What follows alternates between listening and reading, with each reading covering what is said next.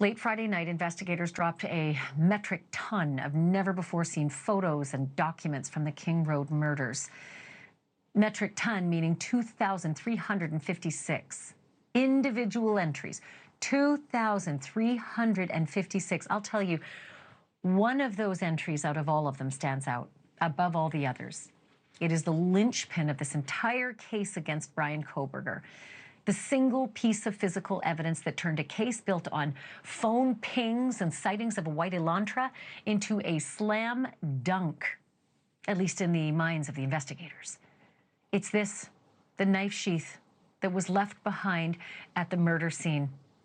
The leather-bound cover for the K-bar knife that Bryan Kohberger used to butcher 4 kids.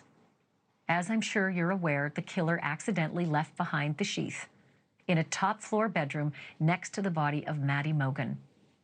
And touch DNA on the snap was what gave him away. But as vital as that knife sheath was in leading police right to Kohberger, there is a good chance that it could have been the one thing his lawyers used in their effort to acquit him. Here to explain that and a metric ton more is my NewsNation colleague, Brian Entin. All right, so Brian, just for starters, I don't know how you felt about it, but I had quite a reaction to seeing this knife sheath after 3 years. I wanted to just get your reaction upon first seeing it. Yeah, well, I first got the link that these documents were released on Friday night. As you mentioned, it was kind of a strange time, 2,300 pages. So I started looking through them, a lot of DNA information, a lot of numerical values and things that were hard to understand. A lot was redacted, by the way. Big, just black pages, one after another.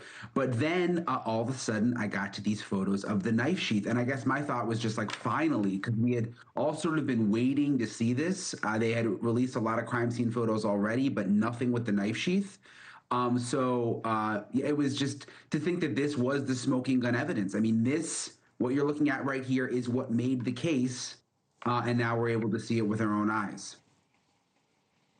So I keep mentioning what we're not seeing. When you see the sheath in its entirety, my first reaction was this can't be the right one.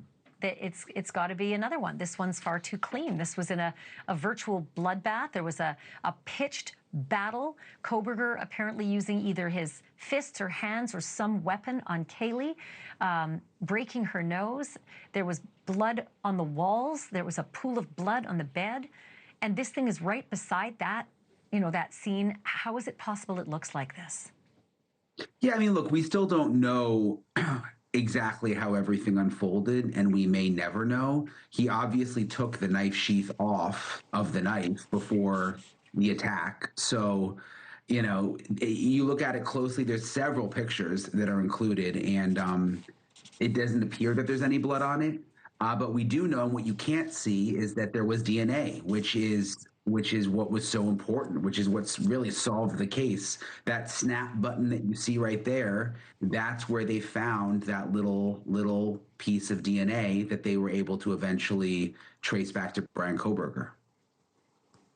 And what you don't see is a couple of other photos where they actually take a little yellow box and they circle what they call trace material. And as it turns out, we may not be able to see it with our eyes, but you see those little yellow boxes. Trace material collected, you can see it handwritten on the right-hand margin there. The trace material collected may very well have been what they said was, Kaylee and Maddie's blood was found on this sheath. Maybe not to the naked eye, but definitely it was there. The only reason I say that is because you and I both know about people that are, known online as pro-burgers. They're pro-Kohberger. And I feel like many of them would have seized on this to say, well, that had to be planted because it's so clean. And I then went further to think that's exactly what a defense attorney would say. It isn't possible, ladies and gentlemen of the jury, that this is the sheath that was found amidst a bloodbath. And that's one of the things it struck me right away. And I'm wondering if that's where your mind went. I think with these pro-burger types, no matter what evidence is out there, they will come up with some theory. I mean, Bryan Kohberger has admitted guilt. He took a plea deal. His DNA was on the knife sheath. And for so long, Ashleigh, their big thing on social media was, why haven't we seen the knife sheath? That's the weirdest thing ever. They're not releasing photos of the knife sheath because there was no knife sheath. Well, now they've released the photos. And so now it's like they have to move on to something else. So it's always going to be something. Yeah. It is one of those things I thought would have been something that would make the prosecutors nervous enough maybe to suggest maybe a plea deal isn't the worst idea, given that this knife sheath would be almost like the bloody glove in OJ's case, right? It didn't fit, and so you must acquit. And the knife sheath isn't bloody, so it couldn't possibly have been his. I think he had the knife sheath in the back of his waistband. This is just my theory, that the sheath was tucked into the back of his waistband while he was committing these atrocities. And then suddenly he sort of turned and it fell out, and it fell out onto an area that maybe wasn't spattered with blood, and that's why it's slightly clean. Let me ask you one other quick question. They did a trash pull from Kohberger's parents' house. What did they find in that trash pull? So I found these photos to be very, very interesting. Also, they were a surprise when I was going through the documents. These are photos from outside, from the trash they took from Bryan Kohberger's parents' house. Remember, they had to take trash to try to connect the DNA that they found in the knife sheath back to Kohberger. So there was this secret operation. Some of the photos are honestly kind of gross. Like there's these cute, I don't know if you saw those Q-tip photos. There's Band-Aids here. There was straws. There was there's the Q-tips. Yeah, those are the ones that kind of grossed me out. There's a coffee cup. But it's actually the Q-tips, by the way, from what I've been told, that's actually what they got the DNA off of, was those Q-tips. And I think it was Bryan Kohberger's dad's DNA, and then that connected everything back to Kohberger.